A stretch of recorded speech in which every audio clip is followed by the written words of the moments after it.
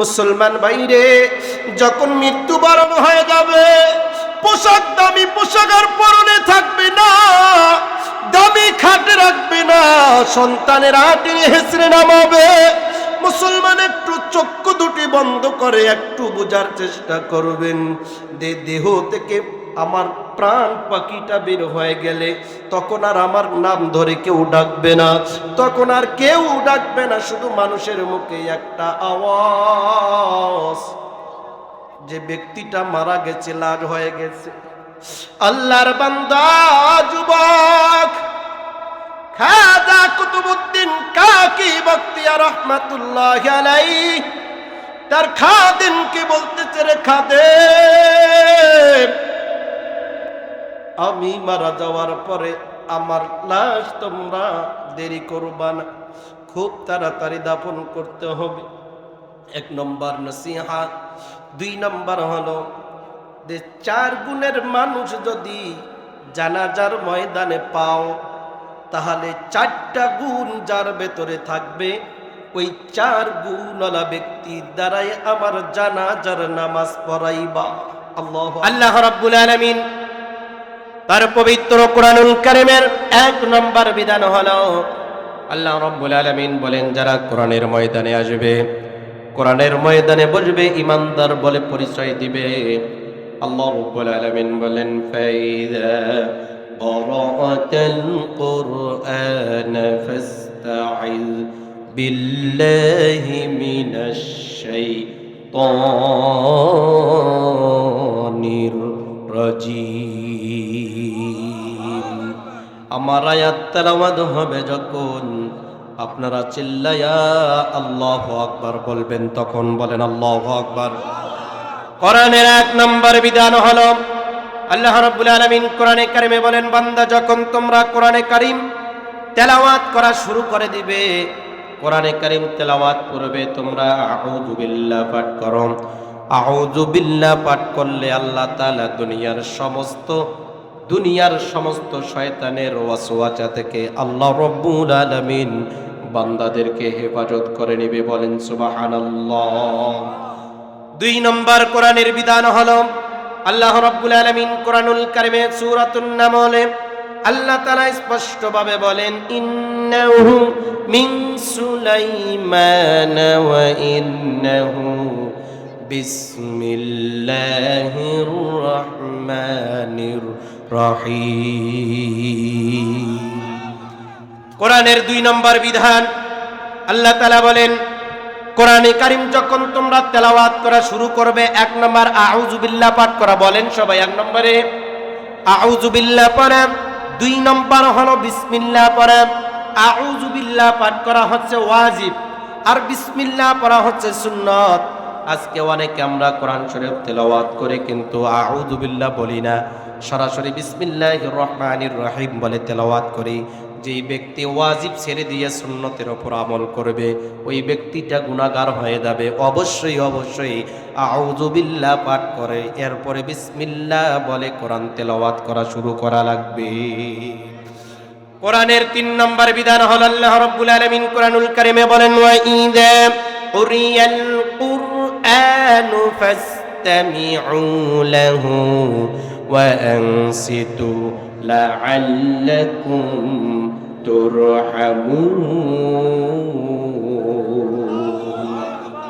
হে ঈমানদারেরা, যখন কোরআনের কথা বলা হবে, কোরআন তেলাওয়াত করা হবে, আল্লাহ রাব্বুল আলামিন বলেন, ওয়া ইযা কুরিয়াল কুরআন, যেখানে কোরআন তেলাওয়াত করা হবে, ফাসতামিউ, আর তোমরা সুন্দরভাবে শ্রবণ করো, ওয়া আনসিতু লাআল্লাকুম তুরহামুন, আর কোরআনের তেলাওয়াত যারা শ্রবণ দিয়ে ভালো মনোযোগ সহকারে যারা কোরআনের তেলাওয়াত শুনে, আল্লাহ রাব্বুল আলামিন ওই বান্দার উপর খাজ রহমত বর্ষণ করে।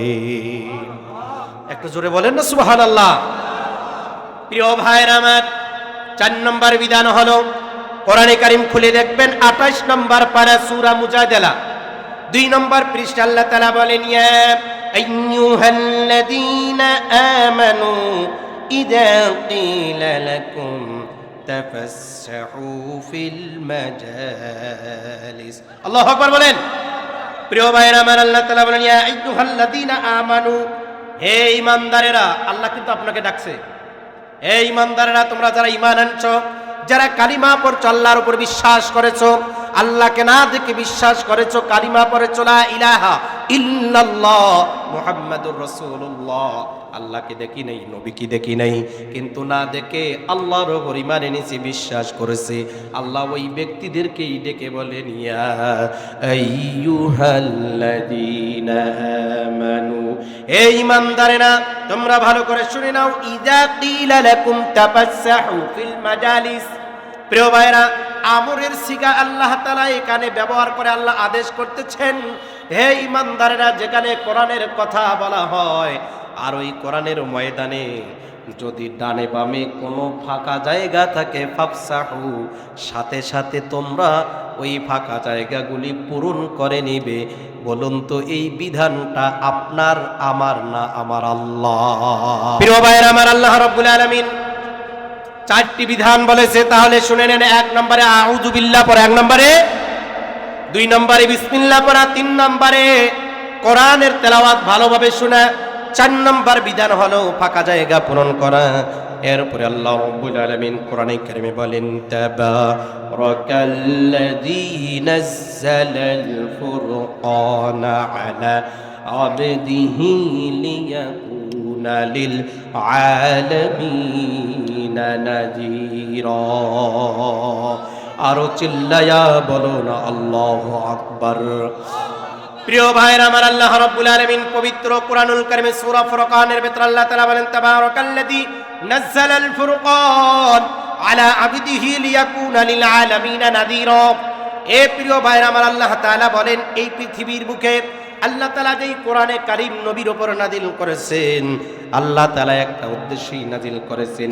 এই কোরআনকে আল্লাহ হক এবং বাতিলকে পার্থক্য করার জন্যই আল্লাহ তাআলা এই কোরআন পৃথিবীর জমিনে আল্লাহ আপনার আমার নবীর উপর আল্লাহ নাজিল করেছেন। এই কোরআন যারা পড়বে আর কোরআনকে যারা নিজের গাইড বুক হিসাবে তারা পরিচালনা করবে, আল্লাহ রাব্বুল আলামিন ওই ব্যক্তিকে কোনোদিন গোমরাহ করবে না। সুবহানাল্লাহ। আল্লাহ রাব্বুল আলামিন পবিত্র কোরআনুল কারীমে অন্য জায়গায় বলেন, যারা এই কোরআনকে ধরবে, এই কোরআনকে যারা স্পর্শ করবে, এই কোরআনকে যারা মেনে চলবে, আল্লাহ তাআলা বলেন জালিকাল কিতাবু লা রাইবা ফি হুদাল লিল মুত্তাকিন। আল্লাহ তাআলা বলেন এই কিতাবের মধ্যে কোনো সন্দেহ নাই, কোনো ভুল নাই। এই কিতাব জালিকা, আল্লাহ তাআলা এমন একটা সিগা ব্যবহার করলেন, দূরবর্তী বুঝালেন। আল্লাহ তো হাজাল কিতাব বলতে পারতেন, আল্লাহ হাজা না বলে আল্লাহ জালিকা ব্যবহার করলেন। তার মানে এই কিতাবের বাড়ি কোথায় বলেন সবাই? লৌহে মাহফুজ। চিল্লা বলেন। লৌহে মাহফুজ থেকে আল্লাহ রাব্বুল আলামিন সর্বপ্রথম জিবরাইলের মাধ্যমে তার হাবিবের উপর নাজিল করেছেন একটি আয়াত অথবা একটি সূরা। কোন ঘটনাকে সামনে রেখে আল্লাহ তাআলা এই কোরআনে কারীম নাজিল করেছেন। এই কোরআনকে যদি আপনি আমি প্রশ্ন করে, কোরআন রে তোমার নাম কি, তোমার বাড়ি কোথায়, এই কোরআনে জবাব দিবে। কোরআনের পরিচয় হলো বাল হুয়া কুরআনুম মাজিদ ফি লাউহিম মাহফুজ। আরো চিল্লায়া বলুন আল্লাহু আকবার। প্রিয় ভাইয়ের আমার, এই কোরআনের বাড়ি হলো লৌহে মাহফুজ। এখান থেকে আল্লাহ তাআলা দুনিয়ার জমিনে নিয়ে আসলেন। এবং এই কোরআনকে যদি বলা হয় কার উপর নাজিল হয়েছে, কোরআনে কারীম তারপরও বলে দিবে, কোন মাসে নাজিল হয়েছে সেটাও বলে দিয়ে দিবে। আল্লাহ তাআলার এই কোরআনকে আপনি আমি যদি জিজ্ঞাসা করি, কোরআন রে কোন মাসে অবতীর্ণ হয়েছে, কোরআন সুন্দরভাবে বলে দিয়ে দিবে শাহরু রমাদানাল্লাযী উনজিলা ফীহিল কুরআনু হুদাল লিন্নাস ওয়া বাইয়িনাতিম মিনাল হুদা ওয়াল ফুরকান। আর চিল্লায়া বলো আল্লাহু আকবার। আল্লাহ তাআলা বলেন শাহরু রমাদানাল্লাযী উনজিলা ফীহিল কুরআন, আমি পবিত্র বরকতময় মাস রমজান মাসে এই কোরআন নাজিল করেছি। সুবহানাল্লাহ বলেন। প্রিয় ভাইরা আমার, রজব মাসের চাঁদ উদিত হয়েছে।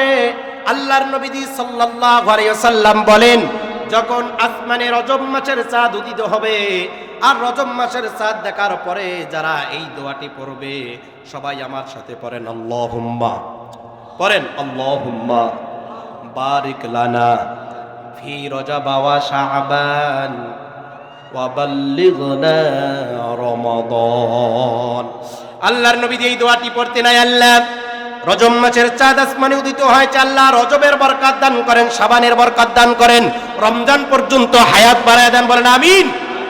এই দোয়াটার বরকত আছে, আল্লাহর কাছে দোয়া করলে আল্লাহ হায়াত বাড়াইয়া দেন, চিল্লা বলেন আমিন।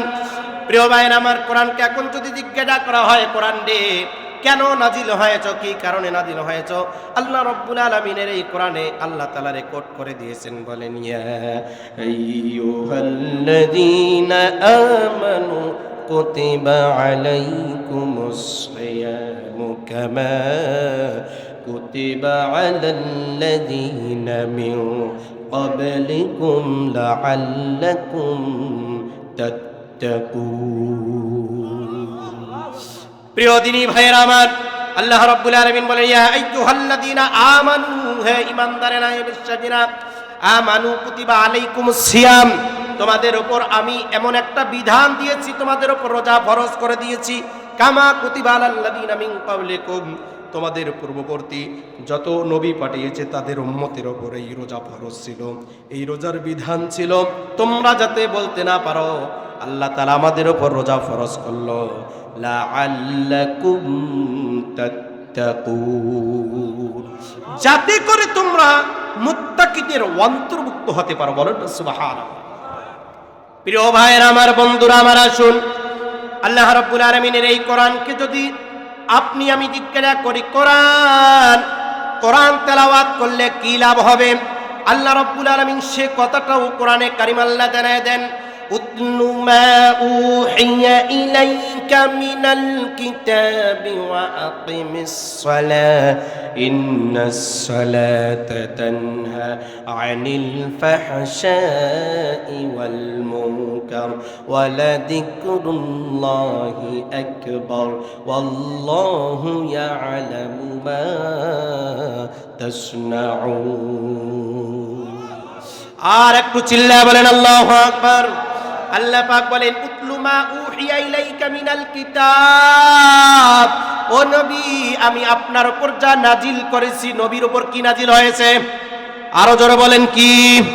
আল্লাহ পাক নবীকে বলেন নবী আমি যেই কোরআন আপনার উপর নাজিল করেছি, মা উহিয়া ইলাইক মিনাল কিতাব, ও নবী যে আপনি সেটা তেলাওয়াত করেন, তার মানে আল্লাহ নবীকে বলছেন নবী গো আপনি কোরআনে কারীম তেলাওয়াত করেন, মা উনজিলা ইলাইকা মির রাব্বিক, আর আপনি আমার পক্ষ থেকে যতটুকু দ্বীনি শিক্ষা অর্জন করেছেন এই শিক্ষাটুকু মানুষের কাছে পৌঁছায়া দেন। সুবহানাল্লাহ বলেন। প্রিয় ভাইয়েরা আমার, বন্ধুরা আমার, আসুন আল্লাহ রাব্বুল আলামিনের পয়গম্বর বিশ্বনবী জনাবে মুহাম্মদ রাসূলুল্লাহ সাল্লাল্লাহু আলাইহি সাল্লামের উপর যখন কোরআনে কারীম অবতীর্ণ করা হয়, আল্লাহ তাআলা হীরা গুহার ভেতরে নবীজি অবস্থান করতেছেন, প্রথম যখন আল্লাহ কোরআনে কারীম নাজিল করলেন, ইকরা বিসমি রাব্বিকাল্লাযী খালাক খালাকাল ইনসানা মিন আলাক ইকরা ওয়া রাব্বুকাল আকরাম আল্লাযী আল্লামা বিল কলম। আল্লাহু আকবার বলেন। প্রিয় ভাইরা আমার, বন্ধুরা আমার, বিশ্ব নবী যখন গুহার মধ্যে অবস্থান করতেছেন, এমন সময় জিবরাইল আমিন আমার আপনার নবীকে এমন ভাবে চিপায়ে ধরেছেন, এমন ভাবে জড়ায়ে ধরেছেন, জড়ায়ে ধরে আল্লাহর নবীকে জিবরাইল আমিন বলতেছেন নবী আপনি পড়েন ইকরা। নবীজি কিছুই করতে পারে না, এরপরে একে একে তিনবার যখন প্রশ্ন করেছেন পড়েন, নবীজি বলে মা আনা বিকরিন, আমি পড়তে জানি না। এরপরে যখন জিবরাইল আমিন বলছেন ইকরা বিসমি রাব্বিকাল্লাযী খালাক, নবীজির কোনো বুঝতে বাকি রইল না যে আমার আল্লাহর নামে পড়তে বলেছে। একে একে 5টি আয়াত আমার নবীজি পড়ে ফেলেছেন, চিল্লাইয়া বলুন না সুবহানাল্লাহ।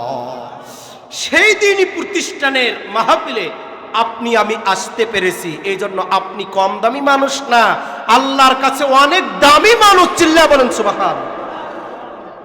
প্রিয় ভাইরা, এই পৃথিবীর বুকে যত নবীকে আল্লাহ তাআলা পাঠিয়েছেন, যত নবী পাঠিয়েছেন, প্রত্যেকটা নবী একটাই দাওয়াত দিয়েছে, কিসের? লা ইলাহা ইল্লাল্লাহ। প্রত্যেকটা নবী কালিমার দাওয়াত দিতে গিয়ে মার খাননি, প্রত্যেকটা নবী মার খেয়েছে, কিন্তু দুইটি নবী মাত্র মার খায় নাই। কয়টি নবী? আরো জোরে বলেন, কয়টি নবী? দুইটা নবী মার খায় নাই। এক নম্বর হলো সর্বপ্রথম নবী বাবা আদম আলাইহিস সালাতু ওয়াস সালাম। বাবা আদম আলাইহিস সালাতু ওয়াস সালাম সর্বপ্রথম মানব আর সর্বপ্রথম নবী, তিনি মার খাননি। সানটা একটু ঠিক করেন না, কই গেল? প্রিয় ভাইয়ের আমার, প্রথম মানব বাবা আদম আলাইহিস সালাতু ওয়াস সালাম মার খাননি কেন? প্রথম তার কোনো মানুষ দুনিয়ার জমিনে আসে নাই। আল্লাহ রাব্বুল আলামিন বাবা আদম আলাইহিস সালাতু ওয়াস সালামকে দুনিয়ার জমিনে পাঠিয়েছেন, তিনি কোনো মার খাননি, কালিমার দাওয়াত দিয়ে গিয়েছেন।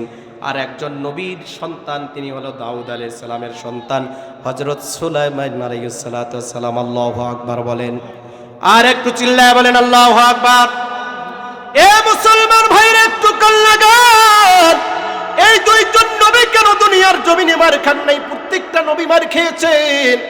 বাবা আদম আলাইহিস সালাতু ওয়াস সালাম মার খান নাই, হযরত দাউদ আলাইহিস সালামের সন্তান মার খাননি। বাবা একজন নবী, তার সন্তানও নবী। হযরত দাউদ আলাইহিস সালাতু ওয়াস সালামের জামানায় একজন বৃদ্ধা মহিলা রাস্তা দিয়ে 1 কেজি আটা নিয়ে মাত্র হাঁটা শুরু করেছেন। হাঁটতে গিয়ে আল্লাহ বাতাসকে হুকুম করলেন, এই বাতাস, এই মহিলার, বৃদ্ধা মহিলার আটা, 1 কেজি আটা বাতাসে উড়িয়ে নিয়ে যাও। বাতাসে উড়িয়ে নিয়ে গেছে। এবার ওই মহিলা গিয়ে দাউদ আলাইহিস সালাতু ওয়াস সালামের কাছে গিয়ে বিচার নালিশ করেছেন, ওগো আল্লাহর পয়গম্বর, আমি আপনার কাছে বিচার দায়ের করলাম। আপনার এই এলাকায় আমি 1 কেজি আটা নিয়ে যাইতেছিলাম, বাতাস আমার আটা উড়িয়ে নিয়ে গেছে। আল্লাহর পয়গম্বর হযরত দাউদ আলাইহিস সালাতু ওয়াস সালাম এবার একজন খাদেমকে বলতেছে, খাদেম, এই বৃদ্ধা মহিলার 1 কেজি আটা বাতাসে নিয়ে গেছে, যাও কর্মচারী খাদেম, তুমি আমার এই বৃদ্ধা মহিলাকে 1 কেজি আটার বিনিময়ে 1 বস্তা আটা দিয়ে দাও। আরো জোরে বলেন। আমার ভাইরা, আমার বন্ধুরা, আমার মহিলা 1 কেজি আটা গেছে, 1 বস্তা আটা পেয়েছে। যে 1 কেজি আটার বিনিময়ে 1 বস্তা আটা পাওয়া যায়। মহিলা 1 বস্তা আটা নিয়ে যখন বাড়ি থেকে বের হয়ে গেছে, কিন্তু রাস্তার মাঝপথে দাঁড়িয়ে আছে নবীর সন্তান হযরত সুলাইমান আলাইহিস সালাতু ওয়াস সালাম। আল্লাহু আকবার। নবীদের সন্তান জিজ্ঞাসা করতেছে, রে মা, বিচার সঠিক হয় না, পয়গম্বরের কাছে যাও, যা বলো যে সঠিক বিচার করো। বৃদ্ধা বলে, 1 কেজি আটা গেছে, 1 বস্তা আটা পেয়েছি, এর চাইতে আর কত বেশি পাবো? বাবা, আমি যাইতে পারবো না। বৃদ্ধা মহিলাকে বলতেছে, যতক্ষণ পর্যন্ত সঠিক ইনসাফ বিচার না হবে ততক্ষণ পর্যন্ত আমি রাজপথ ছাড়ব না। বৃদ্ধা মহিলা চলে গেছে। যে বলতেছে আমার বিচার নাকি সঠিক হয় নাই। হযরত দাউদ আলাইহিস সালাতু ওয়াস সালাম এবার কর্মচারীকে বলতেছে, কর্মচারী, যাও আর 1 বস্তা বৃদ্ধা মহিলার মাথায় আটা তুলে দাও। গেছে 1 কেজি, পেয়েছে 2 বস্তা আটা। মহিলা রাস্তা দিয়ে যায়, আবার সুলাইমান আলাইহিস সালাতু ওয়াস সালাম বলে, মা, তোমার বিচার সঠিক হয় নাই। আজব ব্যাপার। বলে, 1 কেজি আটা গেল আর 2 বস্তা আটা পাইলাম। আরে আমি জানি নবীরা যেমন নরম আবার তেমন গরম, আমি আর যাইতে পারবো না। যুবক বলে, তুমি যতক্ষণ পর্যন্ত যাবে না ততক্ষণ পর্যন্ত আমি রাজপথ ছাড়বো না। বৃদ্ধা মহিলা সর্বশেষ আবার মাথাটা নিচু করে গেছে। দাউদ আলাইহিস সালাম বলে, কি ব্যাপার বৃদ্ধা মহিলা, তুমি বারবার যাও আর আবার বারবার ফেরত আসো, কিছুই বুঝলাম না। বলে, আল্লাহর বান্দা ও পয়গম্বর, আমি তো আসতে চাই না, দেখো রাস্তায় একটা যুবক দাঁড়িয়ে আছে, ওই যুবক আমারে বারবার ফেরত দেয়। আল্লাহু আকবার বল। আল্লাহর বান্দা তাকে দেখেন, রাস্তায় যিনি দাঁড়ায় আছে উনি সাধারণ কোনো মানুষ না, উনি হচ্ছেন আমার সন্তান সুলাইমান আলাইহিস সালাতু ওয়াস সালাম। আল্লাহু আকবার। সন্তানকে কাছে ডেকে বলে, বাবা আয় আয়। আল্লাহর বান্দাকে জিজ্ঞাসা করে, বাবা কি ব্যাপার? কিছুই বুঝি না, আমি বৃদ্ধা মহিলারে আটা দেয়া তুমি ফেরত দাও। বলে, বাবা তুমি বিচার সঠিক এখনো করতে পারো নাই, কারণ আমি তোমার কাছে জানতে চাই এই বৃদ্ধা মহিলার 1 কেজি আটা যখন বাতাসে উড়াইয়া নিয়ে গেল, যখন সাগরের মাঝখান দিয়ে ট্রলার ভর্তি যখন জাহাজে করে লক্ষ কোটি কোটি টাকার সম্পদ আসতেছিল, আর ওই জাহাজটা একটু ফুটা হয়ে গেছে, আল্লাহ বাতাসকে হুকুম করেছে, আর এই 1 কেজি আটা গিয়ে ওই ফুটাটা বন্ধ হয়ে গেছে। বাবা বলো, 1 কেজি আটার বিনিময়ে আল্লাহ লক্ষ কোটি টাকার সম্পদ আল্লাহ বাঁচাইলো, আর তুমি কেমনে তাকে 2 বস্তা আটা দিয়ে সঠিক বিচার করো? মুসলমান ভাইরা রে আমার, এখান থেকে আমাদের শিক্ষা হলো, এখান থেকে আমাদের বুঝার বিষয় হলো, আজকে যত কোটি কোটি মিলিয়ন ভরি টাকা এই দুনিয়ার সম্পদ যারা বিদেশে পাচার করলো, আর অল্প কিছু টাকা গরিব দুঃখী মানুষদের দিয়ে আজকে মিডিয়ার সামনে দেখায়, আমরা জাতির সামনে দিতেছি, জাতির সামনে দিতেছি। এটা জাতি বুঝতে পারে নাই, জাতি বুঝতে পারে নাই আসলে জাতিকে যারা ধোঁকা দেয় এরা মানুষ না, এরা মানুষ নামের কুলাঙ্গার। ঠিক কিনা বলো? প্রিয় ভাইরা, আজকে দেশের সম্পদ বিদেশে পাচার করে, আজকে দেশে বাড়ি করে না, বিদেশে বাড়ি করে। এরা মানুষ না, এরা মানুষ না, এরা মানুষ নামের হায়াওয়ান ও জানোয়ার। ঠিক কিনা বলো? মুসলমান ভাইরা, এজন্য নবীজি 2 জন নবীজি এই জমিনে মার খায় নাই। বাবা যেমন ছিল সন্তান তেমন ছিল। আমরা হচ্ছে সেই সুলাইমানের সন্তান, আমরা জায়গা মতো বসে আছি, সময় আসলে উচিত জবাব সুলাইমানের সন্তানেরা দিবে না। ঠিক কিনা বলো? এই জন্য সাবধান, সময় থাকতে সময়ের গুণগান করতে হবে, নচেৎ আফসোস করে আপনার কোনো কাজে আসবে না। আজকে বাংলার জমিনে দেখেন, একের পর এক হত্যাকাণ্ড হচ্ছে, একের পর এক খুনি সমাজের মধ্যে বাড়তেছে। এই তো দেখলেন 10 দিন পার হয় নাই, ওসমান হাদিকে যারা নির্মম ভাবে যারা হত্যা করলো, গুলি করলো, এরা কি মানুষের কাতারে পড়ে? বলেন সবাই মুসলমান, জবান বন্ধ রাখবেন না। যারা ওসমান হাদিকে গুলি করেছে, আমি মনে করি এরা মানুষ না। আল্লাহ কোরআনে কারিমে বলেছেন, বালহুম আদল উলাইকা কাল আনআম, এরা চতুষ্পদ জন্তুর মতো। তারপর কি? বালহুম আদল, চতুষ্পদ জন্তুর চাইতে এরা নিকৃষ্ট। বলেন না নাউজুবিল্লাহ। এরা এমন হায়াওয়ান, জানোয়ার, এরা মানুষ হয়ে মানুষের বুক খালি করে। আজকের নিউজ, 1 হাদিকে বিদায় করে দিল, 1 হাদিকে বিদায় করে দিল, শহীদ করে দিল। আজকে এনসিপির 1 ভাইকে আজকে গুলি করা হয়েছে। আপনারা কি নিউজটা দেখেছেন? এনসিপির 1 ভাইকে আজকে গুলি করেছে, ঠিক তার এই মাথা বরাবর। কে করতেছে বাংলার জমিনে?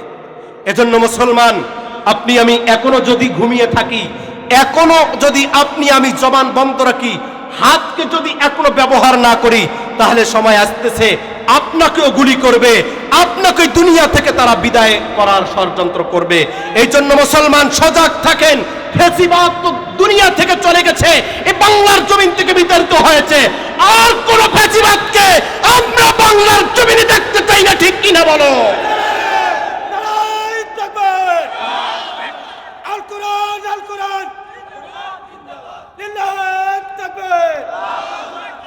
প্রিয় ভাইরা, কারণ আমরা দেশে শান্তি চাই। দেশে কি চাই?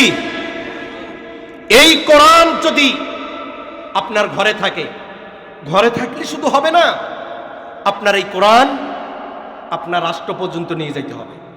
এখানে যদি আমার কোনো দলের সাথে আমার কোনো দ্বন্দ্ব নাই, জামাতের ভাইয়েরা যাবে, কোরআন দিয়ে দেশ চালাবে, বিএনপির ভাইয়েরা যাবে, তারাও কোরআন দিয়ে দেশ চালাবে। আমরা দেখবো যারাই কোরআন দিয়ে দেশ শাসন করবে, কোরআনের আইন যারাই বাস্তবায়ন করবে, হোক জামাত, হোক বিএনপি, হোক এনসিপি, যত ইসলামী দল আছে, আমরা দেখবো ইসলামকে যারাই ভালোবাসবে, কোরআনকে যারাই ভালোবাসবে, আমরা আগামী দিনে তাদেরকে নেতৃত্ব দেব। ঠিক কিনা বলে? রাজি আছেন তো ইনশাআল্লাহ? নারে তাকবীর, লিল্লাহি তাকবীর। প্রিয় ভাইরা, এই জন্য আসুন আল্লাহ রাব্বুল আলামিন এই পৃথিবীর বুকে যতগুলি নবীকে পাঠিয়েছেন সবাই একটাই দাওয়াত দিয়েছে, কালিমার দাওয়াত, লা ইলাহা ইল্লাল্লাহ। কিন্তু এই দুইজন নবী মার খাইল না, এটারও একটা হিকমা আছে। এটা আমি সবার শেষে বলার চেষ্টা করব ইনশাআল্লাহ। আসুন, তার আগে আমি আপনাদের সামনে যেই কথাটা বলতে চাচ্ছি, এই যে আল্লাহ রাব্বুল আলামিন এই বড় আসমানের নিচে জমিনের ওপরে আল্লাহ তাআলা অসংখ্য অগণিত নিয়ামত আপনাকে আমাকে দিয়েছে। এত সুন্দর নিয়ামত যেটা কোনোদিন আমরা গণনা করে শেষ করতে পারবো না। আল্লাহ তাআলা কোরআনে কারিমে বলেন, ইন্নাল্লাযীনা আমানু ওয়া আমিলুস সালিহাতি কানাত লাহুম জান্নাতুল ফিরদাউসি নুজুলা খালিদিনা ফিহা লা ইয়াবগুনা আনহা হিওয়ালা قل لو كان البحر مدادا لكلمات ربي لنفد البحر قبل أن تنفد كلمات ربي ولو جئنا بمثله مددا আর একটু চিল্লা বলেন আল্লাহু আকবার। আমার মুসলমান ভাইরা, দিনী ভাইরা, আল্লাহ রাব্বুল আলামিন পবিত্র কোরআনুল কারিমে বলেন, আমার বান্দা বান্দিরা শোনো, পৃথিবীর জমিনের বুকে আমি আমার যত অসংখ্য অগণিত নিয়ামত দিয়েছি, এই নিয়ামত রাজিগুলি তোমরা কোনোদিন শেষ করতে পারবে না। এক পর্যায়ে পৃথিবীর জমিনের পানি শেষ হয়ে যাবে, এক পর্যায়ে কলম শেষ হয়ে যাবে, কালি শেষ হয়ে যাবে, তারপরেও আমার নিয়ামতের শুকরিয়া আদায় করে শেষ করতে পারবে না। আল্লাহ তাআলা বলেন, ওয়া আনজালা মিনাস সামাই মাআন ফাআখরাজা বিহি মিনাস সামারাতি রিজকাল লাকুম। আল্লাহু আকবার বলেন। আল্লাহ তাআলা আসমান থেকে বৃষ্টি নাজিল করেন, এরপরে জমিন থেকে বের করেন ফসলাদি, সুন্দর সুন্দর ফসলাদি আল্লাহ তাআলা আপনার আমার জন্য ব্যবস্থা করে রেখেছেন। আল্লাহ তাআলা বলেন, বান্দারে এত সুন্দর ফসলাদি দিলাম, আমি শুকনো জমিন থেকে, আমি আসমান থেকে বৃষ্টি নাজিল করে মাটিটাকে আমি লোলা মাটিতে পরিণত করে দিলাম, এখান থেকে সুন্দর ফসল তোমার ঘরে নিয়ে গেলে এগুলি খাবে, এরপরে আমার নেয়ামতের শুকরিয়া আদায় করবে। লা ইন শাকারতুম লা আযীদান্নাকুম ওয়া লা ইন কাফারতুম ইন্না আযাবি লাশাদীদ। আরো জোরে বলেন আল্লাহু আকবার। প্রিয় ভাইরা আমার, আল্লাহ তাআলা বলেন, যারা আমার নিয়ামতের শুকরিয়া আদায় করে আমি আল্লাহ রব্বুল আলামিন তার নিয়ামতকে আমি কোটি কোটি গুণে আমি আল্লাহ বৃদ্ধি করে দেই। প্রিয় ভাইরা আমার, মনোযোগ আছে আমার ভাইরা আমার, একটু কান লাগান মুসলমান যুবক। আল্লাহ রাব্বুল আলামিন এই পৃথিবীর বুকে পাঠিয়েছেন চিরদিন থাকার জন্য নয়। এ মুসলমান যুবক, যারা কোনো রাস্তায় আছো, হাতে ধরে পায়ে ধরে একটু আয়। আজকের এই ময়দানে সর্বশেষ একটা কথা বলে যাব রে বাপ, যারা এই ময়দানে আজকে শেষ মোনাজাত পর্যন্ত থাকবে, আমি তাদের জন্য একটা নসিহা করে যাব। আজকে আপনি আমি এখানে বসেছি, জানি না কখন কার মৃত্যু আসবে, কোনো গ্যারান্টি নাই। গ্যারান্টি দিতে কেউ গ্যারান্টি দিতে পারবো না। এ মুসলমান, জীবনে কত মানুষ যে কবরে রাখলা, কত মানুষ তোমার চোখের দেখা অন্ধকার কবরে চলে গেছে। এ মুসলমান, যাদের বাবা কবরে চলে গেছে, মা কবরে চলে গেছে, আর কোনোদিন তারা ফেরত আসে নাই। একটু চিন্তা করে দেখো, বাবা চিরকাল থাকে নাই, আমার বাবার দাদা চিরকাল থাকে নাই, তার দাদা চিরকাল থাকে নাই। আজকে তার জমি জায়গা বাড়িতে জায়গায় পড়ে আছে, আপনি আমি সেই জমিনে বসবাস করতেছি। একদিন আপনি আমি চলে যাব, কিন্তু এই জায়গা পড়ে থাকবে, আমাদের সন্তানেরা ভক্ষণ করবে। প্রিয় ভাইরা আমার, তাই আল্লাহ রাব্বুল আলামিন বলেন, দুনিয়াবাসী, এই দুনিয়া কিন্তু চিরকাল থাকার জায়গা নয় রে মুমিন। আপন জায়গা হয়েছে 3.5 হাত কবর। 3.5 হাত কবর আপন বাড়ি, ওই জায়গায় আসল জায়গায় তোমাদেরকে যেতে হবে। যখন মালাকুল মউত যাবে মুসলমান একটু তৈরি থাকতে হবে। মালাকুল মউত যখন চোখের সামনে আসবে দুনিয়ার সব কিছু ভুলে গেলে চলবে না। মালাকুল মউত কিন্তু একটা সেকেন্ড সময় দিবে না। প্রিয় ভাইরা আমার, আপনাদের শুধু বলে যায় আমাদের বাংলাদেশের পার্শ্ববর্তী দেশ ভারত, ওই ভারতের জমিনে একটু তাকায়া দেখো, ওই দিল্লির জমিনে যার নামে আজও পর্যন্ত কুতুব মিনার দাঁড়িয়ে আছে মুসলমান। ওলামায়ে কেরাম ভালো জানবে ওই দিল্লির জমিনে আল্লাহর এক ওলি বুজুর্গ বান্দা ছিল, যার নাম কুতুবউদ্দিন কাকি বখতিয়ার রহমাতুল্লাহি আলাইহি। ভারতের জমিনে দীর্ঘদিন ইসলামের দাওয়াত প্রচার করেছে। ইসলামের দাওয়াত, দ্বীনি দাওয়াত দিতে দিতে এক পর্যায়ে তার সন্তানদেরকে পাশে বসে নসিহত করতেছে, ও সন্তান একটু আয়, আমার পাশে আয় রে সন্তান। আল্লাহর বান্দা সন্তানদেরকে ডেকে ডেকে বলে, সন্তান আমি যদি মারা যাই, 1 নাম্বার নসিহত হলো সন্তান আমি মারা যাওয়ার পর আমার দীর্ঘ সময় তোমরা লেট করবা না, খুব তাড়াতাড়ি তোমরা দাফন করে দিবা। আজকে মুসলমান বাবা মারা গেছে, সন্তান বিদেশের জমিনে, সেই সন্তানের জন্য আজকে বাবার লাশটারে অপেক্ষা করে। ও মুসলমান, সন্তান তোমার বিদেশে আছে, নামাজ পড়ে না, তোমার সন্তান কখন আসবে? নবীজি বলেন লাশ বেশিক্ষণ অপেক্ষা করা যাবে না, যত তাড়াতাড়ি পারো তোমরা লাশটারে কবরে দাফন করে দাও, কারণ তার আসল ঠিকানা হলো তার 3.5 হাত কবর। মুসলমান ভাইরে, যখন মৃত্যুবরণ হয়ে যাবে পোশাক, দামি পোশাক আর পরনে থাকবে না, দামি খাটে রাখবে না, সন্তানের হাতে হেসড়ে নামাবে। মুসলমান একটু চক্ষু দুটি বন্ধ করে একটু বোঝার চেষ্টা করবেন, দেহ থেকে আমার প্রাণ পাখিটা বের হয়ে গেলে তখন আর আমার নাম ধরে কেউ ডাকবে না, তখন আর কেউ ডাকবে না, শুধু মানুষের মুখে একটা আওয়াজ যে ব্যক্তিটা মারা গেছে, লাশ হয়ে গেছে। আল্লাহর বান্দা যুবক খাজা কুতুবউদ্দিন কাকি বখতিয়ার রহমাতুল্লাহি আলাইহি তার খাদেমকে বলতেছে, রে খাদেম, আমি মারা যাওয়ার পরে আমার লাশ তোমরা দেরি করবা না, খুব তাড়াতাড়ি দাফন করতে হবে। 1 নম্বর নসিহত। 2 নম্বর হলো যে 4 গুণের মানুষ যদি জানাজার ময়দানে পাও, তাহলে 4টা গুণ যার ভেতরে থাকবে, ওই 4 গুণওয়ালা ব্যক্তি দ্বারাই আমার জানাজার নামাজ পড়াইবা। আল্লাহু আকবার। আর একটু জোরে বলো। মুসলমান ভাইরা আমার, কাল লাগান 4 গুণের মানুষ।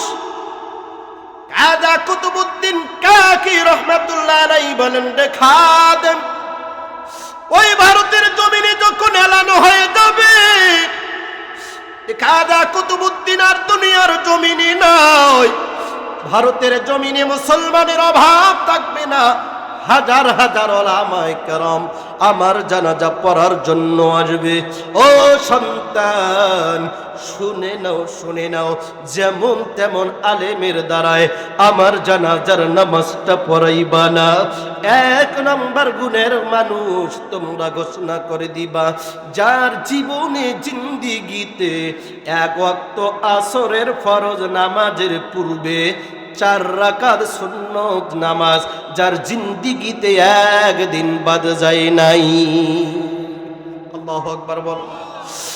জীবনে আসরের ফরজ নামাজেই তো অনেকে পড়ে নাই। আল্লাহর বান্দা বলে আসরের ফরজ নামাজের পূর্বে 4 রাকাত সুন্নাত কয়দিন? কথা বলে না। একদিনের জন্য নয়, যার জিন্দিগিতে একদিনও আসরের সুন্নত নামাজ বাদ যায় নাই। সুন্নত নামাজটা এমন নামাজ, আল্লাহর বান্দা সুন্নত আসরের পড়লে সব আছে, না পড়লে কোনো গুনাহ লেখা হবে না। ভাইরা আমার, তাহলে যার জিন্দিগিতে কি বাদ যায় নাই? আসরের ফরজ না সুন্নত? কথা বলে না। এক নম্বর গুণের মানুষ, আসরের 4 রাকাত সুন্নত জিন্দিগিতে বাদ যায় নাই। যখন খাদেম ঘোষণা করে দিল, উপস্থিত যারা শুনে নাও, যার জিন্দিগিতে আসরের 4 রাকাত সুন্নত বাদ যায় নাই, শুনে নাও, তারাই জানাজা পড়াবে। 2 নম্বর গুণের মানুষ হলো, ও আল্লাহর বান্দা শুনে নাও, 2 নম্বর গুণের মানুষ হলো যার জিন্দিগিতে কোনোদিন মিথ্যা কথা বলে নাই। সুবহানাল্লাহ বললেন না? আর একটু জোরে বলেন। ভাইরা আমার,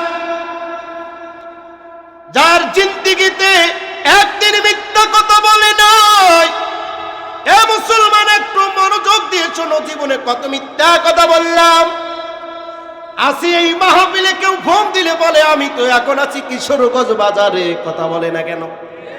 এরকম মানুষের অভাব আছে যুবক।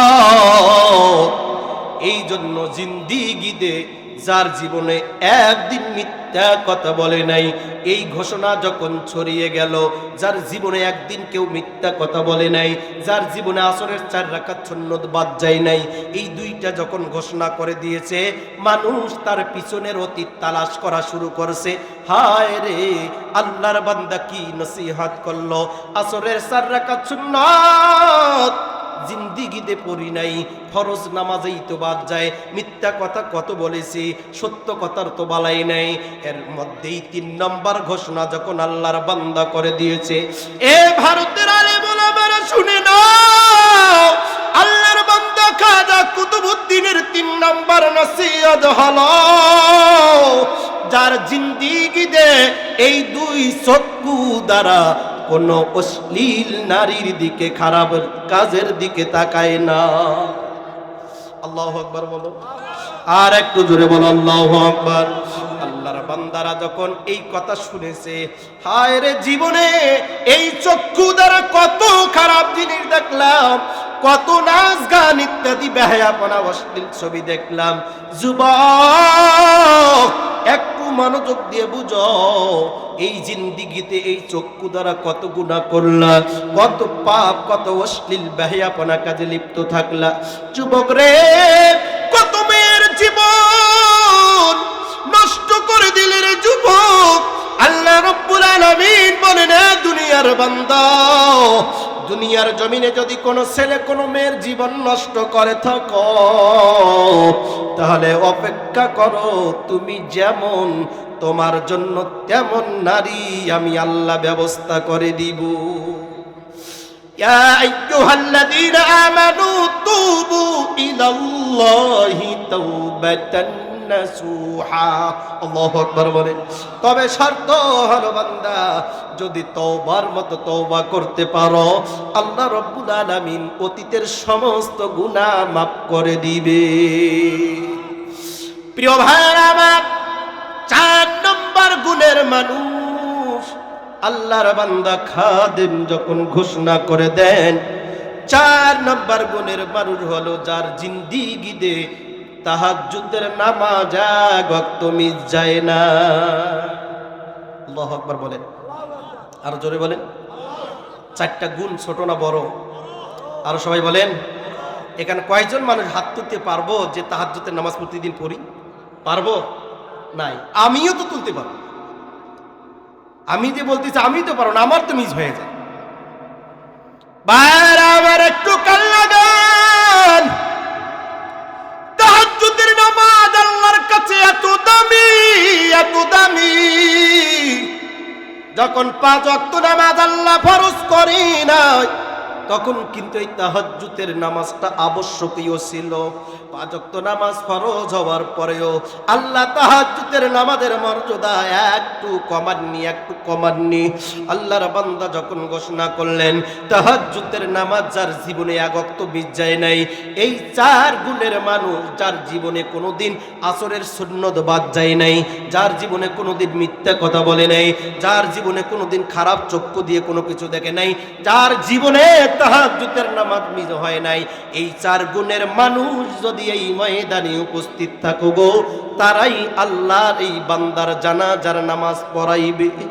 সবাই মাথা নিচু করে মুসলমান, সামনের কাতারে ভারতের আলেম, বড় বড় আলেম দাঁড়িয়ে গেছে, একজন আর একজনের দিকে তাকায় মাথা নিচু করে লজ্জিত হয়ে গেছে। না জানি আল্লাহর বান্দা যদি এই 4 গুণের মানুষ পাওয়া না যায়, তাহলে কি তার বিনা জানাজায় দাফন করা হবে? আল্লাহর বান্দা খাদেম বলে, খাজার ওসিয়ত হলো যদি 4 গুণের মানুষ না পাও, তাহলে বিনা জানাজায় আমার দাফন করে দিবা। এই কথা বলার সাথে সাথে আল্লাহর এক বান্দা পিছন দিক থেকে 2 হাত উঁচু করে বলে, একটু লাইন করে দাও। আল্লাহু আকবার বলো, আর একটু জোরে বলো আল্লাহু আকবার। পিছনের কাতার থেকে আল্লাহর বান্দা মাঝখান দিয়ে লোকদেরকে বলে, একটু সরে যাও। আল্লাহর বান্দা সামনের কাতারে গিয়ে আল্লাহর ওলি তার মুখের কাপড়খানা সরাইয়া তার কপালে চুম্বন দেয়, তার মুখে চুম্বন দিয়ে আল্লাহর বান্দা চোখের পানি ছেড়ে দিয়ে কান্না করে। মুসলমান ভাইরা, আমার ইতিহাসের কিতাবে পাওয়া যায় তিনি কোনো আল্লাহর ওলি না, তিনি কোনো বুজুর্গ মানুষ না, তিনি হলেন ভারতের জমিনে দিল্লি শহরের একজন রাজনৈতিক ব্যক্তি, শামসুদ্দিন আলতামাজ রহমাতুল্লাহি আলাইহি। আল্লাহু আকবার বলো, আর একটু জোরে বলেন আল্লাহু আকবার। মুসলমান যুবক ভাইরা রে আমার, একদিকে রাষ্ট্র পরিচালনা করেন, কোরআনকে ভালোবাসো, দিনদার মানুষকে সিলেক্ট করো, দিনদার মানুষকে ক্ষমতায় বসাও, নামাজি মানুষকে চেয়ারে বসাও। মুসলমান, এই চেয়ারটা হচ্ছে একটা ফাঁকা চেয়ার, আপনার আমানত দিয়ে আপনি তাকে 5 বছরের জন্য বসাইলেন, 5 বছর চালানোর পর এরপরে জনগণের হাতে ক্ষমতা তুলে দেবে, এটাই হলো নিয়ম। এখন 5 বছর বসানোর পরে যদি সে চিন্তা করে আমি চেয়ারে বসেছি আমার কেউ নামাতে পারবে না, এই রকম যারা 15 বছর 17 বছর কাটাবে, এটা মানুষ না, এটা আবু লাহাবের নাতিপুতি, ঠিক কিনা? কথা ভেজাল না ক্লিয়ার? হ্যাঁ, রাগ করলেন কহ না? কোনো রাজনৈতিক কথা বললাম? এটা কার কথা? আরো জোরে বলেন। প্রিয় ভাইরা আমার, ইকো কমাও বাপ, ইকো কমাও, রিভাবটা দাও। তাহলে এই 4 গুণের মানুষ, কয় গুণের মানুষ? আমার এলাকার নেতা যদি, চেয়ারম্যান সাহেব যদি মনে করেন 4টা গুণ থাকে, আচরের 4 রাকাত সুন্নত পড়ে, যদি খারাপ নজরে না তাকায়, যদি নজর ঠিক থাকে, তাহলে তো আর চুরি করতে পারবে না। এই ঠান্ডার সময় কম্বল আসে গরিব দুঃখী মানুষকে দেওয়ার জন্য, কি করে? আগে নিজের বাড়িতে ঢুকায়, 2-1টা দিয়ে কয় বাস দিয়ে দিচ্ছে, আছে না? এরকম অনেক আছে, শুকান বাথরুম সহ খেয়ে ফেলছে। কোন বাথরুম খায় মানে? আরে অনেক টয়লেট আসছে বাজার, ইউনিয়ন পরিষদে, দেখা সেগুলো বিক্রি করে দিচ্ছে। কথা বলে না কেন? আসুন প্রিয় ভাইরা, যেই সূরাটি আমি তেলাওয়াত করেছি, সূরা লাহাব। লাহাব, আবু লাহাব হচ্ছে নবীর আপন চাচা। নবীর কি? আপন চাচা। এই সূরাটি যখন আল্লাহ তাআলা নাজিল করছেন, এই সূরাটি মক্কায় অবতীর্ণ হয়েছে। কোথায়? আয়াত আছে এই সূরার মধ্যে 5টি। কয়টি? 5টি আয়াতের মধ্যে আল্লাহ তাআলা এই সূরাটি এমন একটা সময় নাজিল করছেন, যে সময় আল্লাহর নবীজি নবুয়ত প্রাপ্ত হয়েছে, যখন কালিমার দাওয়াত মানুষের ঘরে ঘরে যখন দেওয়া শুরু করছে, লোকদরকে একখানে কইরা বলতেছি, ইয়া আইয়ুহান নাস কুলু লা ইলাহা ইল্লাল্লাহু তুফলিহুন। হে মানুষ সকল, আমি তোমাদেরকে একত্রিত করেছি, আমি তোমাদের কাছে একটা বাণী পৌঁছায়া দেব, তোমরা যদি এটা গ্রহণ করো, এটা যদি মেনে নাও, তাহলে তোমরাই সফল কাম হয়ে যাবে। সুবহানাল্লাহ বললেন না? قد أفلح المؤمنون الذين هم في صلاتهم خاشعون আল্লাহু আকবার বলেন। সূরা মুমিনুন 18 নম্বর পারা পড়ে দেখবেন শানে নজুল। আল্লাহ তাআলা বলেন তারাই হচ্ছে সফল কাম যারা হচ্ছে ঈমানদার। সুবহানাল্লাহ। নবীজি যখন দাওয়াত দেওয়া শুরু করলেন, আবু লাহাব বড় বড় নেতাকর্মী যারা, এরা বলতেছে, হে মুহাম্মদ, তুমি এই কথাগুলা, তোমার নতুন আর কোনো কথা নাই, এই কথাগুলাই শুধু আমাদের কাছে বলো। তাব্বাল্লাকা সাইরাল ইয়াউম আলিহাজা জামাতানা। মুহাম্মদ, তোমার প্রত্যেকটা দিন, প্রত্যেকটা সেকেন্ড, প্রত্যেকটা ধর্ম তোমার ধ্বংস হয়ে যাক। আবু লাহাব নবীকে বলতেছে, আর নবীজি তাকে দাওয়াত দিলেন, বললেন চাচা আপনি যদি এই কালিমাটা গ্রহণ করেন, একটা কাজ হবে কি জানেন? আপনি আল্লাহর কাছে আপনার ব্যাপারে সুপারিশ করে আমি আল্লাহর জান্নাতে তোমাকে নিয়ে যাব। সুবহানাল্লাহ বললেন না? আল্লাহ নবীজি ওয়াদা নিলেন। আবু লাহাব বলে তোমার ধর্মেরও দরকার নাই, তোমার জান্নাতেরও দরকার নাই। আর যেই কোরআনের ছায়া তলে গেলে একজন এমপির মর্যাদা, একজন মন্ত্রীর মর্যাদা আর একজন সাধারণ ভ্যানওয়ালার মর্যাদা যদি এক হয়, এই ধর্মের দরকার নেই। আর এমপির মর্যাদা থাকবে আলাদা, মন্ত্রীর মর্যাদা থাকবে আলাদা। নবীজি বলেন না, কোরআনটা হচ্ছে এমপি মন্ত্রীর জন্য নয়, হুদাল লিন্নাস ওয়া বাইয়িনাতিন মিনাল হুদা ওয়াল ফুরকান। এই কোরআনের ছায়া তলে যারাই আসবে, হিন্দু, বৌদ্ধ, খ্রিস্টান, নাসারা যারাই আসবে, আল্লাহ সবাইকে হেদায়েত দান করবে। তাহলে এই কোরআন কি শুধু মুসলমানের জন্য? এই কোরআন সবার জন্য, গোটা জাতির জন্য। কিন্তু বদনসিব, যদি নসিব খারাপ হয়, কপালে যদি না থাকে ঘি, আর ঠক ঠকাইলে হইবে কি? গ্রামের ভাষা একটা কয় না, আবু লাহাবের কপালে তার ঈমানই নাই, আল্লাহ কবুলই করে নাই। আল্লাহ তাআলা বলেন খাতামাল্লাহু আলা কুলুবিহিম ওয়া আলা সামঈহিম ওয়া আলা আবসারিহিম গিশাওয়াতু ওয়া লাহুম আযাবুন আযীম। আল্লাহ রাব্বুল আলামিন বলেন, নবী গো, আমি যাদের দিলের ভেতরে আমি মোহর মাইরা দিয়েছি, খতম করে দিয়েছি, আল্লাহ তাআলা আমি যদি না চাই, আপনি চাইলেও তাদের কোনোদিন কশিন কালেও হেদায়েত দিতে পারবেন না। ইয়াহদি ইলাইহি মাইয়াশাউ ওয়া ইয়াহদি ইলাইহি মাইয়ুনীব। হেদায়েতের মালিক কে? আরো জোরে বলেন, হেদায়েতের মালিক কে? আল্লাহ পাক রব্বুল আলামিন বলেন, নবী, হেদায়েতের মালিক আমি আল্লাহ নিজেই, হেদায়েতের চাবিও আমি আল্লাহর কাছে।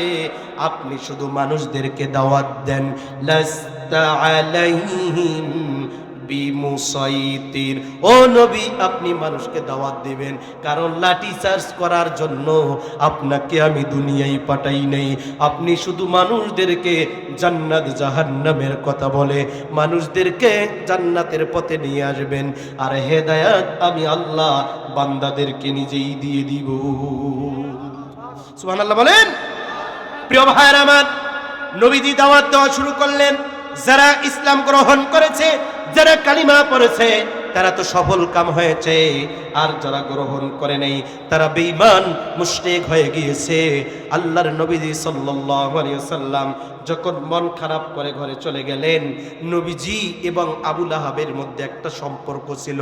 নবীজির দুই কন্যা উম্মে কুলসুম এবং রুকাইয়া, এই দুইটা কন্যাকে আবু লাহাবের দুই সন্তানের সঙ্গে বিবাহ দিয়েছে, উতবা এবং উতাইবা।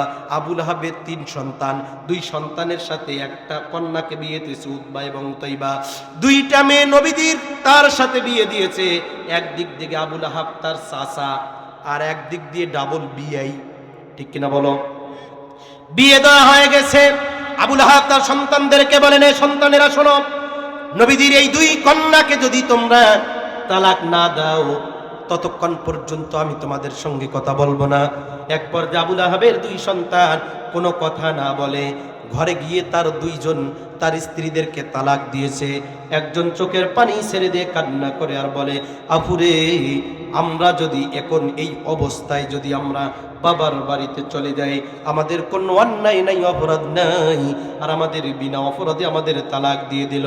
ছোট বোনের চোখের পানি বড় বোন মুছতেছে আর বলতেছে ধৈর্য ধারণ করো, চোখের পানি যেন বাবা দেখতে না পারে। মায়েরা, ও পর্দার আড়ালের মা যারা একটু কান দিয়ে শুনতেছে, মা একটু মনোযোগ সহকারে শুনবেন।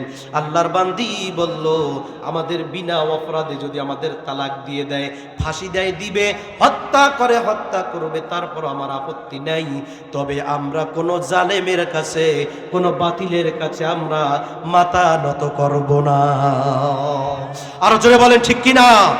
প্রিয় ভাইরা, আমরা দেখেছি অতীতে আমাদের পূর্বপুরুষ যারা, আমাদের নায়েবে নবী যারা ছিল, যারা জীবন দিয়েছে, জেলখানায় বছরের পর বছর তারা মৃত্যু শয্যায় সময় পার করেছে, ফাঁসির মঞ্চে ঝুলিয়েছে, তারপর কোনো বাতিলের কাছে মাথা নত করে নাই। ঠিক কিনা বলো? আমরা সেই জাত, সেই ওমরের জাত, সেই আবু বকরের জাত, সেই সুলাইমানের জাত। আমরা জীবন দিতে পারি, রক্ত দিতে পারি, আমরা বাতিলের কাছে মাথা নত করতে পারি? কোনোদিন করব না। প্রিয় ভাইয়ের আমার, আল্লাহর বান্দে দুই দিনে যখন তালাক দিল, বাবার বাড়িতে গিয়ে নবীজির কাছে দুইজন নালিশ করছে, নবী গো, আজকে বিনা অপরাধে কোনো অন্যায় নেই, আপনার এই দুইটা কন্যাকে আবু লাহাবের দুই সন্তান তালাক দিয়েছে, এখন আমাদের কি করণীয়? বাবা বলছে, আমার আদরের দুই কন্যা, তোমরা এখানে বাড়িতে বসে থাকো, আল্লাহর পক্ষ থেকে যা ফয়সালা আসে সেটাকেই গ্রহণ করে নিতে হবে। যারা ধৈর্য ধারণ করবে, সবর করবে, আল্লাহর ওয়াদা, ইন্নাল্লাহা মা'আস সাবিরিন। আল্লাহ নবী বলেন, যারা ধৈর্য ধারণ করবে, আল্লাহ রাব্বুল আলামিন বলেন, দুনিয়ার কেউ তার সাথে না থাকবে, কিন্তু আমি আল্লাহ স্বয়ং বান্দার সাথেই থাকব। তালাক দিয়ে দিলেন। তালাক প্রাপ্তা দুই মেয়ে নবীজির বাড়িতে। তাই বলি কি, তালাক প্রাপ্তা মেয়ে কিন্তু অনেক বোঝা হয়, বাবার বোঝা হয়, ভাইয়ের বোঝা হয়। স্বামীর বাড়িতে থাকতে পারলেন, এখন বাবার বাড়িতে চলে আসছো, এই যে একটা বোঝা। নবীজি বলতেছেন, মা, তোমার চিন্তার কোনো কারণ নাই, আমি আছি, আমার আল্লাহ আছে, একটা ফয়সালা আসবেই। প্রিয় ভাইয়ের আমার, নবীজি চলে গেছে বড় পাহাড়ে, গোপনে দাওয়াত দেওয়া যখন শুরু করে দিয়েছে, আবু লাহাবের ছোট সন্তান উতাইবা এবার নবীকে গিয়ে বলতেছে, ও আল্লাহর নবী, ও মুহাম্মদ, তোমার কন্যাকে আমি তালাক দিয়েছি, আর তুমি এখনো পর্যন্ত কালিমার দাওয়াত দাও, তুমি তো দেখি ভালো মানুষ না। আল্লাহর নবীর উপর ওই মুহূর্তে সূরা নজমের দুইটি আয়াত নাজিল আল্লাহ করেছেন, ইয়া আইয়ুহাল মুযাম্মিল। এরপরে আল্লাহ সূরা নজম, ওয়ান নাজমি ইযা হাওয়া মা দাল্লা সাহিবুকুম ওয়া মা গাওয়া ওয়া মা ইয়ানতিকু আনিল হাওয়া ইন হুয়া ইল্লা ওয়াহয়ুন ইউহা। নবীজির উপর যখন দুইটি আয়াতে কারিমা নাযিল হলো, আবু লাহাবের সন্তান উতাইবা বলতেছে, মুহাম্মদ, আল্লাহর পক্ষ থেকে তোমার উপর যে আয়াত অবতীর্ণ করা হয়েছে, এই দুইটি আয়াত আমি মানি না। নাউজুবিল্লাহ বলেন। দুইটি আয়াত অস্বীকার করলো। একটা মানুষ যদি আল্লাহর একটা কোরআনের হরফ অথবা একটা নোক্তা যদি কেউ অস্বীকার করে, আল্লাহর কসম, ও কোনোদিন মুসলমান হতে পারে না, বেশক সাথে সাথে সে বেঈমান কাফের হয়ে যায়। নবীজির দুইটি আয়াত আল্লাহ নাজিল করেছেন, দুটো অস্বীকার করে বসতো। কি করলো? নবীজির গলায় তখন একটা চাদর এইভাবে দিয়ে এক পাশে টানে আর এক পাশে টানে, নবীজিকে মানে এদিক আর ওদিক এরকম ভাবে টানা হিচড়া করতেছে। নবীজির মেয়েকে তো তালাক দিছেই, নবীজির মন এমনিতেই খারাপ, এরপরে আয়াত নাজিল হয়েছে এটাও নাকি অস্বীকার করে। এরপর 3 নম্বর বেয়াদবি যেটা করেছে সেটা হলো নবীজির থুতু, নবীজির মুখে থুতু নিক্ষেপ করেছে। নাউজুবিল্লাহ বললেন না? ভাইরা আমার, বন্ধুরা আমার, নবীজির মুখে যখন থুতু নিক্ষেপ করল, আল্লাহ পাক তখন আয়াত নাজিল করে দেন, ইন্না নাহনু নাযালনা যিকরা ওয়া ইন্না লাহু লাহাফিজুন। আল্লাহ পাক রব্বুল আলামিন বলেন, নবী গো, আমি আপনার উপর যে কোরআন কারীম অবতীর্ণ করেছি, এই কোরআনের দায়িত্ব আমি পৃথিবীর কোনো মানুষের দেই নাই। পাহাড়কে দিয়েছিলাম, পাহাড়ও নিতে পারে নাই। কোনো গাছপালা নেই নাই, কোনো জিন নেই নাই, কোনো মানুষ নেই নাই। নবী, আপনার উপর যেই 30 পারা কোরআন আমি নাজিল করেছি, এই কোরআনের দায়িত্ব, এই কোরআনের হেফাজত আমি আল্লাহ আমার কুদরতি হাতে নিয়ে গেলাম।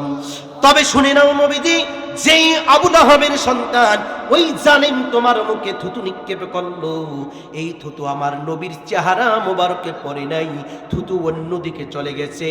4টি বেয়াদবি আবু লাহাবের সন্তান করেছে নবীর সাথে। আল্লাহ এত বেশি রাগান্বিত হয়ে গেলেন, আল্লাহর নবীজি তার নামে একটা বদদোয়া করলেন, আল্লাহুম্মা সাল্লিফ আলাইহি কালবাম মিন কিলাবি।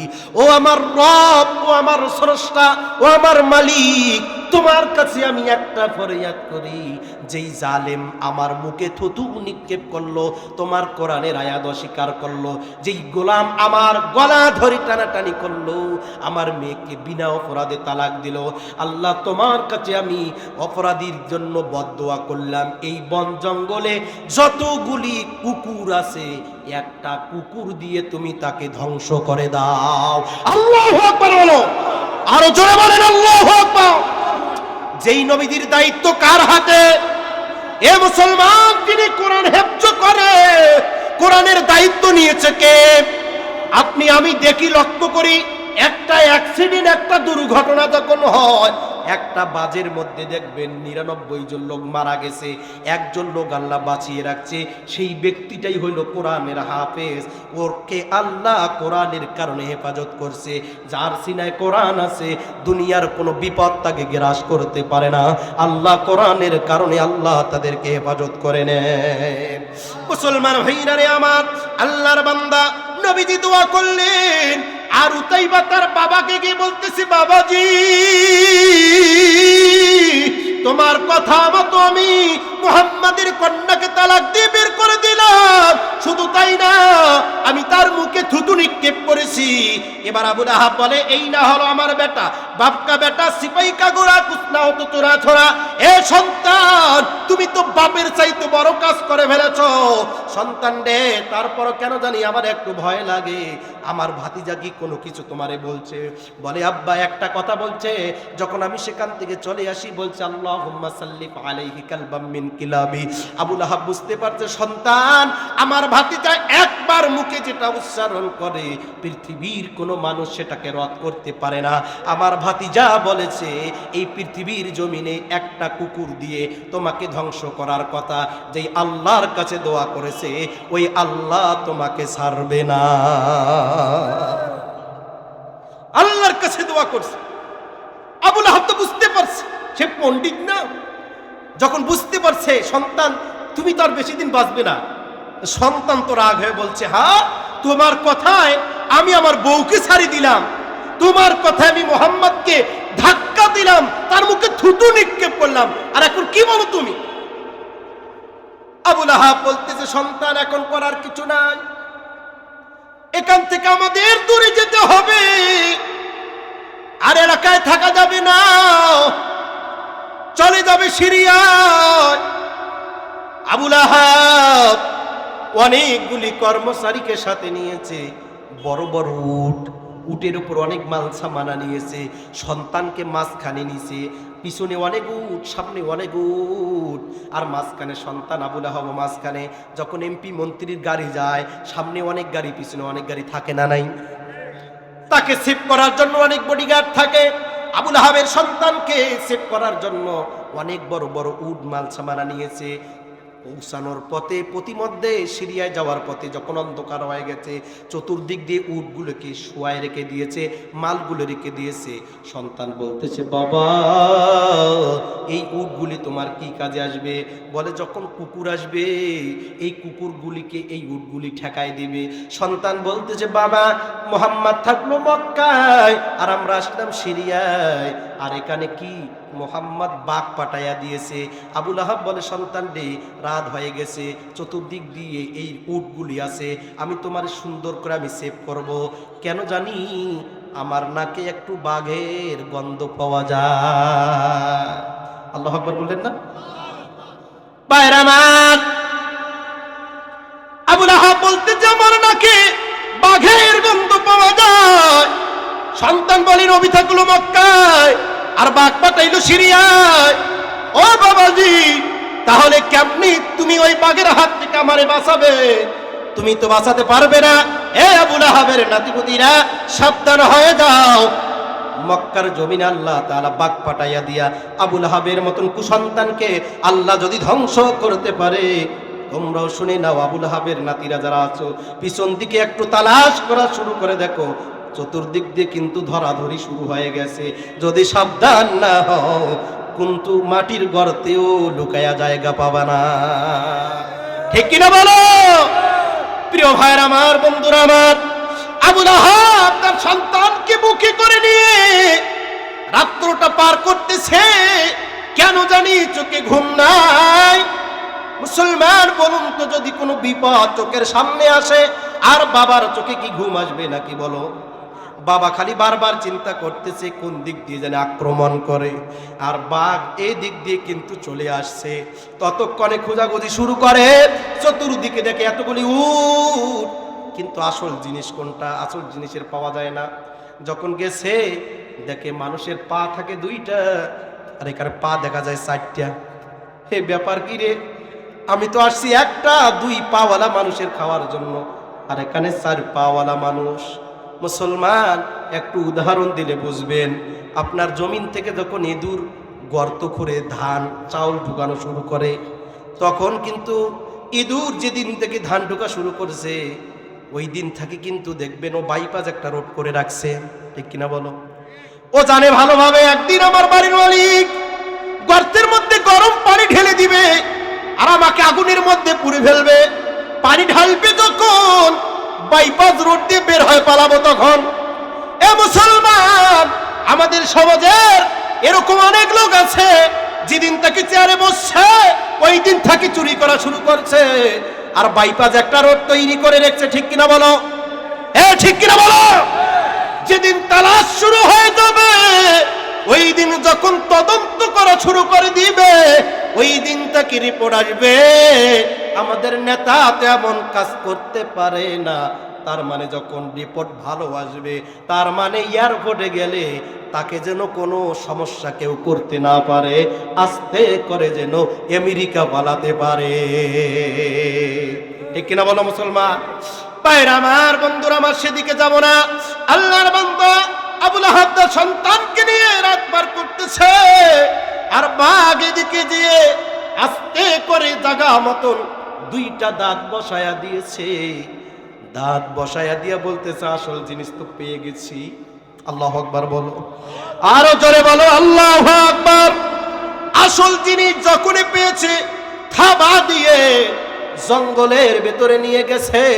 জঙ্গলে নিয়ে এরপরে বাঘের মধ্যে মিছিল শুরু হয়ে গেছে। একজন বলে আমি এই হারামজাদার হাত আগে খেয়ে ফেলবো, একজন বলে তার কলিজা খাবো, আর একজন বলে তার জিহ্বা খাবো। কারণ যেই জিহ্বা দিয়ে, যেই মুখ দিয়ে আমার দয়াল নবীর মুখে থুতু নিক্ষেপ করেছে। বাঘ ছিঁড়ে ফিরে একবারে শেষ করে ফেলেছে, তাকে খেয়ে ফেলেছে। আবুল আহাব চিন্তা করলো, এখন যেই ভয়ে আমি আসলাম সিরিয়ায়, তো তার হাত থেকে তো আমি বাঁচাতে পারলাম না, তো নিজে বাঁচলে বাবার নাম, একটা কথাই আছে না? আর সন্তান গেছে গেছে, এখন নিজেকে তো বাঁচতে হবে। কিন্তু আল্লাহ পাক বলে আমি ছেড়ে দেই, কিন্তু ছাড় দেই না। আচ্ছা প্রিয় ভাইয়ের আমার, বন্ধুরা আমার, আল্লাহর বান্দা যখন এক পর্যায়ে নিজের জীবন বাঁচানোর তাগিদে যখন বের হয়ে চলে গেছে, আমি এখন বাঁচবো, কেমনে বাঁচবে, বাঁচার তাগিদে যখন বের হওয়া শুরু হয়ে গেছে, এমত অবস্থায় আল্লাহ রব্বুল আলামিনের পয়গম্বর মুহাম্মদুর রাসূলুল্লাহ সাল্লাল্লাহু আলাইহি ওয়াসাল্লাম বদরের যুদ্ধের ঘোষণা দিয়েছে। আবুল আহাব চলে গেছে। বদরের যুদ্ধের যখন ঘোষণা শুনতে পেরেছে, বদরের যুদ্ধে অংশগ্রহণ করতে হবে, আল্লাহর নবী 313 জন সাহাবীদেরকে নিয়ে বদরের ময়দানে যাবে। মুসলমানদের হাতে তেমন তরবারিও নাই, ভাঙ্গা তরবারি, টাকা পয়সাও তেমন নাই। আবুল আহাবের টাকা পয়সার অভাব নাই, তোর বাড়ির অবস্থা খারাপ এরকমটা নাই, অনেক লোকজন রেডি করেছে। আবু লাহাব বলে আমি তো বদরের যুদ্ধে গেলে ধরা খেয়ে যাব। আল্লাহর বান্দা এক বেদুইনকে ডেকে বলে তোমার কাছে আমি কিছু টাকা পাইতাম, টাকাটা দিয়ে দাও। আল্লাহর বান্দা বলে আমার কাছে তো টাকা নাই, দিতে পারবো না। তাহলে কি করা যায়?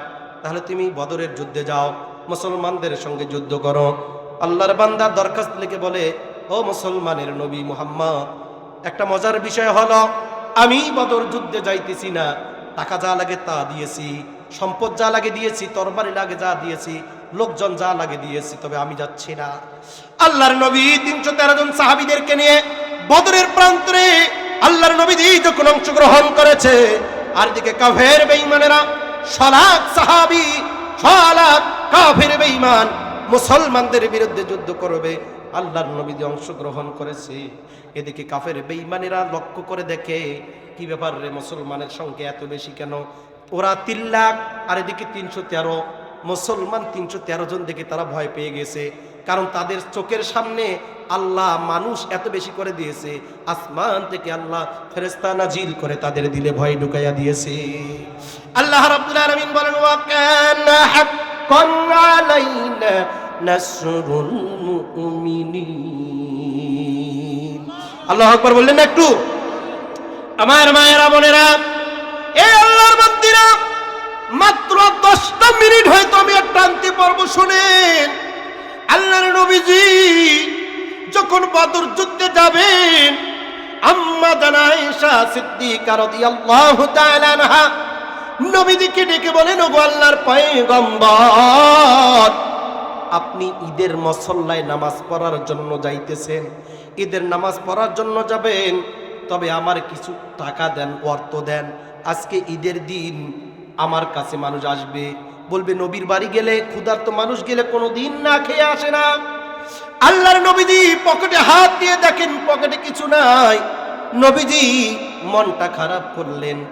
আম্মা জানা আয়েশা বলেন ওগো আল্লাহর পয়গম্বর, আপনার মন খারাপ করার দরকার নাই, আপনি মন খারাপ করিয়েন না, কারণ আপনার হাস্যোজ্জ্বল চেহারাটা আমি দেখতে চাই। সুবহানাল্লাহ বললেন না? আর একটু জোরে বলেন না সুবহানাল্লাহ। প্রিয় ভাইরা, প্রধান মেহমান এসে গেছে। সর্বশেষ কথাটা বলতে চাই। আম্মা জানা আয়েশা বলতেছে ওগো পয়গম্বর, মন খারাপ করবেন না, কারণ আপনার মন খারাপ থাকলে আমি সহ্য করতে পারবো না। নবীজি ঈদগার মাঠে গেছে নামাজ পড়ার জন্য। নামাজ পড়ে নবীজি আল্লাহর কাছে দোয়া করতেছেন ওগো আল্লাহ, আজকে ঈদের দিন আমার বিবি আয়েশাকে আমি কিছু দিতে পারলাম না, কিছু টাকা চেয়েছে আমি তাও দিতে পারলাম না। আল্লাহ, তবে আমার বিবি আয়েশারে তুমি আসমান থেকে কিছু টাকা পয়সা দিয়ে আমার বিবিরে তুমি শান্ত করিও। নবীজি ঈদের নামাজ পড়ে বাড়ির দিকে রওনা দিয়েছেন। মুসলমান নবীজি বাড়ির সামনে দেখেন হাজার হাজার মানুষের সমাগম। আল্লাহু আকবার বলেন, আরো জোরে বলেন আল্লাহু আকবার। নবীজি লক্ষ্য করে দেখেন এত মানুষের সমাগম কেন আমার বাড়ির সামনে? আমি তো এত মানুষ বাড়িতে রেখে যাই নাই, প্রত্যেকটা মানুষের হাতে দেখি লাইন ধরেছে শুধু সদকা নেওয়ার জন্য। আল্লাহর নবীজি বাড়িতে আসলেন, আসার পরে আম্মা জানা আয়েশাকে জিজ্ঞাসা করলেন ওগো আয়েশা, এতগুলি মানুষ কেন বাড়িতে বলো? এতগুলি মানুষ কি কারণে আসছে? আল্লাহর নবীজিকে জিজ্ঞাসা করেন ওগো আল্লাহর পয়গম্বর, আপনারে আমি জিজ্ঞাসা করি বলুন তো, আপনি যাই নামাজে বসে আল্লাহর কাছে আমার জন্য কি দোয়া করেছেন? নবীজি জিজ্ঞাসা করেন আয়েশা রে, যখন তুমি আমার কাছে কিছু টাকা চেয়েছো আমি দিতে পারি নাই, তখন আমার মনটা খারাপ হয়েছে। আমি যাই নামাজে বসে আমার মালিকের কাছে দোয়া করেছি, আল্লাহ আমার বিবি আয়েশারে আমি কিছু দিতে পারি নাই, তুমি আমার আয়েশারে কিছু দিয়ে সহযোগিতা করিও। আল্লাহর নবী এইভাবে দোয়া করেছেন। আমাদের আয়েশা বলেন ওগো পয়গম্বর, আপনি যে দোয়া করেছেন আমার আল্লাহ ফিরাই দেননি। আল্লাহু আকবার বলো, আর চিল্লায়ে বলো আল্লাহু আকবার। আমাদের আয়েশা বলেন ও নবীজি, আপনি একটু তাকে দেখেন হাজার হাজার মানুষ আজকে বাড়িতে আসার কারণ আপনার একজন সাহাবী ওসমান গনি নামে যেই সাহাবীটা আছে, জিন্নুরাইন যাকে বলা হয়, তিনি এসেছেন, যার যত সম্পদ ছিল এই সম্পদগুলি আমার কদম মোবারকে দিয়েছি, এই সম্পদগুলি গরিব দুঃখী মানুষের কাছে বন্টন করে দিয়েছি। আরো চিল্লায়া বলো সুবহানাল্লাহ। প্রিয় ভাইরা আমার, আল্লাহর নবী অনেক বড় বিস্তারিত আলোচনা, সেদিকে যাচ্ছি না। তবে আম্মা জান আয়েশা লক্ষ্য করলেন নবীজির সাহাবী এতগুলি সম্পদ নিয়ে এসেছে শুধু আল্লাহ রাস্তায় গরিব দুঃখী মানুষকে দেওয়ানোর জন্য।